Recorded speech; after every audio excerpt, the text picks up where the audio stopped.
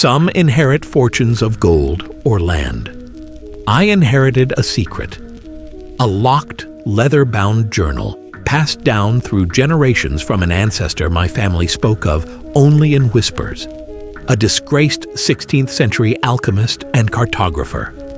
They called him a madman. But madness and genius are often two sides of the same coin. The journal wasn't filled with maps of known territories. It was a labyrinth of alchemical drawings, cryptic star charts, and frantic writings. He spoke not of a city of gold, but of a gilded prison he called Aurea Custodia. I soon realized this was not a map to El Dorado. It was a warning. His journey began not with a ship, but with a formula. To walk the unseen path, he wrote, one must shed the skin of the world. The first step was a trial by fire. He described a cave deep in the Amazon, where volcanic vents would incinerate any who carried impure metals. He had to enter with nothing but his wits and a compass of bone. The illustrations here were precise, almost scientific, but as the pages turned, the drawings changed. The path was not geographic but spiritual. He navigated a river of hallucinogenic pollen using the stars as his guide, following the alchemical principle, as above, so below. He wrote of guardians, not human, but spectral jaguars and vines that coiled with malevolent intelligence. The confident scrawl of a scholar bled into the shaky hand of a man consumed by fear. His initial greed for discovery was being burned away, replaced by a primal need for survival. Then, after months of trials, he found it. The journal describes a valley where the air itself hummed with a strange energy. El Dorado. It was real. A city carved from a single mountain of gold, impossibly beautiful, catching the light in a way that seemed to defy physics. But it was silent. A silent, golden tomb. There were no inhabitants, only statues. A conquistador, his face frozen in a silent scream, his armor a perfect shell of gold. A hummingbird, wings outstretched, every feather a golden filament. Even the orchids were solid gold. The city wasn't abandoned, it was preserved in a scream. At the city's heart, he found the source.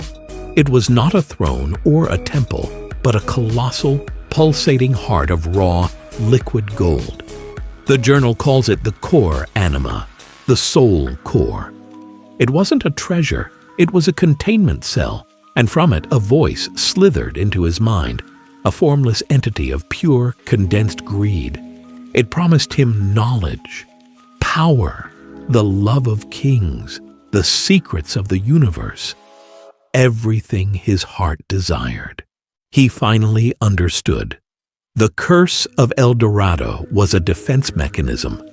The city was a living organism designed to trap this entity. When a greedy soul entered its domain, a conqueror seeking riches, an animal seeking dominance, the city would grant their ultimate desire. It would turn them into their own perfect golden idol, feeding their avarice to the entity while simultaneously strengthening its prison. El Dorado didn't kill you. It consumed your ambition, leaving behind a beautiful, empty shell. To escape, he knew he couldn't just walk away. The city demanded a toll. The entity whispered, showing him visions of his late wife, Ilara, whose memory he cherished above all else. It offered to bring her back, perfectly preserved in gold. All he had to do was desire it. His heart broke. To be free, he had to prove he was free of desire. He reached into his coat and pulled out a small silver locket, the only worldly possession he had left, containing a miniature portrait of Ilara. It was his anchor, his memory, his last connection to the life he'd left behind. True wealth is not in what you hold, he wrote, his handwriting scarred by tears. "But in what you can bear to let go." He threw the locket into the liquid heart of gold. The moment the locket disappeared, the city fell silent in his mind. The oppressive energy lifted.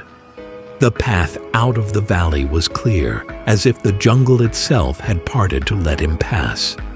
His final entries are different. They are not the notes of an explorer, but of a warden.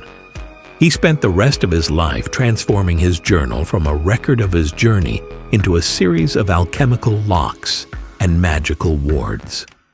He wasn't hiding the map, he was sealing it. I now hold this legacy in my hands. This is not a story of treasure, it is the story of a prison and of the terrible price of freedom. My inheritance is not a map to unimaginable wealth, but a sacred, silent duty to ensure the gilded prison of El Dorado remains a secret forever. The journal ends with one final unsolved riddle, a drawing of a key made of obsidian and moonlight. What door do you think it's meant to open?